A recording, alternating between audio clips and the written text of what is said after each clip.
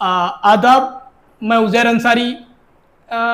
चुनावी सरगर्मियां तेज हो गई हैं और पंचायती चुनाव को लेकर सभी प्रत्याशी मैदान में कूद चुके हैं। ऐसे में मैं बिशनपुरा वार्ड संख्या 2 के एक प्रत्याशी मोहम्मद तालिब अंसारी जी हमारे पास मौजूद हैं। आइए सीधे इनसे बातचीत करते हैं और जानने की कोशिश करते हैं कि ये चुनावी मैदान में कूदे हैं तो ये किस तरह की रणनीति के साथ कूदे हैं। सबसे पहले हमारे चैनल में आपका स्वागत है। बहुत बहुत शुक्रिया आपका, आपने हमें मौका दिया बोलने का, इसके लिए आपका बहुत बहुत शुक्रिया। सर ये बताइए, आप किस पार्टी के टिकट पे चुनाव लड़ रहे हैं? जी, आपके मन में ये कहाँ से ख्याल आया कि हम जिला पंचायत का चुनाव लड़ूं? देखिए, वैसे तो मेरे जहन में चुनाव को लेकर ऐसी कोई बातें थी नहीं, लेकिन 1 साल पहले, 1.5 साल पहले ऐसे ही 2-4 लोग बैठे थे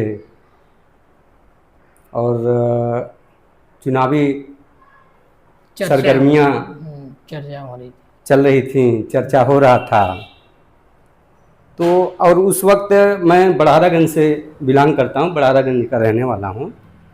तो उस वक्त हमारे गांव से कोई प्रत्याशी मौजूद नहीं थे। तो मेरा जहन बना कि अब इस बार हम भी थोड़ा वार्ड नंबर 2 बिशनपुरा से किस्मत को आजमा लें। और उसी वक्त से मैंने ठाना कि मुझे चुनाव लड़ना है और अपना तैयारी शुरू कर दी। अच्छा बताइए, वार्ड संख्या 2 में किस तरह का आपको समस्या दिख रहा है? क्या देखिए, सबसे पहली बात तो यह है, वार्ड संख्या 2 जो है जी, मैं जब भी देखा हूँ जो भी जीत कर आता है बस जीतने तक सीमित रहता है, उसके बाद कोई विकास के कार्य नजर नहीं आते हैं। अगर हम ये ठान लें, 21-22 गांव हैं, अगर हम ये ठान लें कि हमको इस गांव में ये काम कराना है तो कोई बड़ी बात नहीं है, हम उस काम को करा सकते हैं। लेकिन अगर इस बार जनता आपको सेवा करने का मौका दे रही है, देखिए, अगर जनता तो अगर सेवा करने का मौका जनता दे रही है तो आपकी प्राथमिकता क्या होगी? किस तरह के काम में आप वरीयता देंगे? देखिए, सबसे पहले तो मैं बता दूं कि अगर जनता मुझे सेवा करने का मौका देती है तो सबसे पहले ये होगा कि उनके मान सम्मान में मैं कोई कमी नहीं आने दूंगा। और अगर जनता मेरे समक्ष आती है, कोई काम लेकर आती है, कोई भी आता है तो बड़ी ही उम्मीद के साथ आता है कि चलिए तालिब भाई के पास चलते हैं, वहाँ काम हमारा हो जाएगा। तो अगर कोई भी आएगा तो इंशाल्लाह मेरे यहाँ से मायूस लौट कर नहीं जाएगा, क्योंकि शुरू से हमारा ये रवैया रहा है कि अगर कोई किसी काम के लिए आता है तो नहीं पूरा तो थोड़ा बहुत तो ज़रूर पूरा होता है जो हमारे स्तर से हो सकता है। और अगर मुझे पावर मिल गया, मैं जिला पंचायत का चुनाव अगर जीत गया तो मैं सबके बेहतरी के लिए काम करूँगा। सबसे पहली प्राथमिकता मेरे जहन में ये है कि जितने भी युवा हैं, युवाओं पे मुझे ध्यान देना है, युवाओं पे, उनके बातों पे ध्यान देना है। वो किस हिसाब से चाहते हैं कि काम हो, उस हिसाब से काम करना है। तमाम प्रत्याशी हैं वार्ड संख्या 2 में, आप उन सभी प्रत्याशियों में अपने आप को किस तरह देखते हैं, कैसे अलग देखते हैं अपने आप? देखिए, कहने का मतलब ये है कि सभी प्रत्याशी, सभी लोग अपना जीत हार का दावा करते हैं, जीतने का दावा करते हैं और सभी लोग क्षेत्र में हैं, लेकिन मेरा मिशन एक है। मेरा मिशन बस जीतना है। औरों का मिशन कुछ और हो सकता है, लेकिन मेरा मिशन जीतना है। और इसी वजह से मैं पीस पार्टी से आया हूँ कि मैं सबको साथ लेकर चलूँ, क्योंकि डॉक्टर अय्यूब साहब का ये कहना है कि एकता का राज चलेगा, हिंदू मुस्लिम साथ चलेगा। और कभी मतलब वो अपने जुबान से ऐसी कोई बातें नहीं करते हैं जिससे कि लोगों को तकलीफ़ हो, समाज में बहुत से तबके रहते हैं उनको तकलीफ़ हो।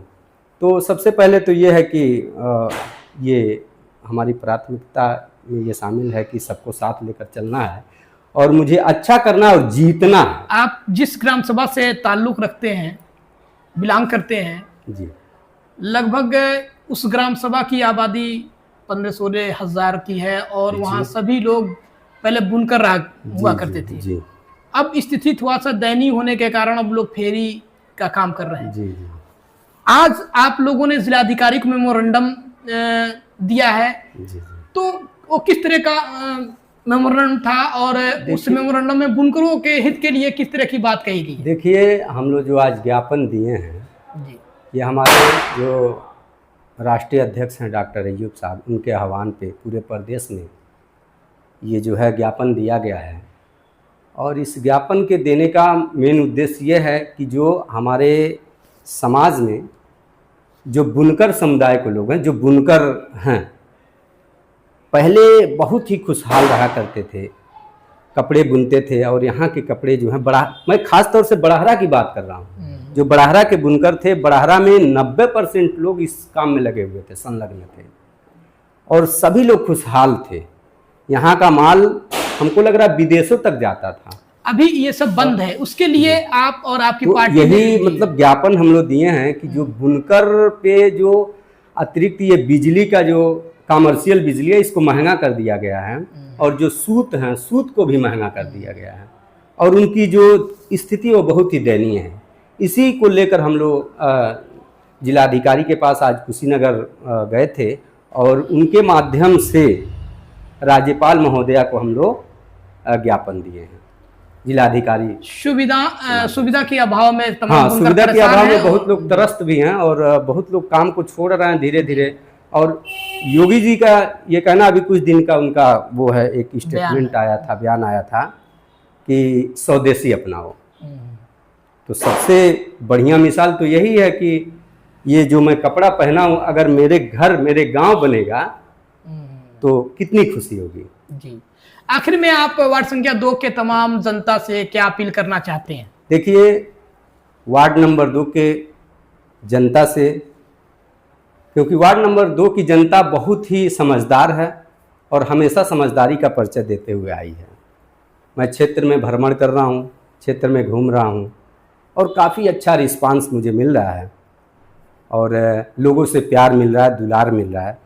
तो मैं क्षेत्र के जनता से यही कहूँगा कि इस बार का चुनाव बस युवाओं के हक में होना चाहिए, और युवा ही इस जिला पंचायत 2 का, उसके सर ताज बंधना चाहिए। मैं यही अपील करूंगा वार्ड नंबर 2 के क्षेत्रवासी। बहुत बहुत शुक्रिया। ये थे मोहम्मद तालिब, जो जिला पंचायत वार्ड संख्या 2 के उम्मीदवार हैं, और ये शिक्षक भी हैं, और पीस पार्टी के टिकट पे ये चुनाव लड़ रहे हैं।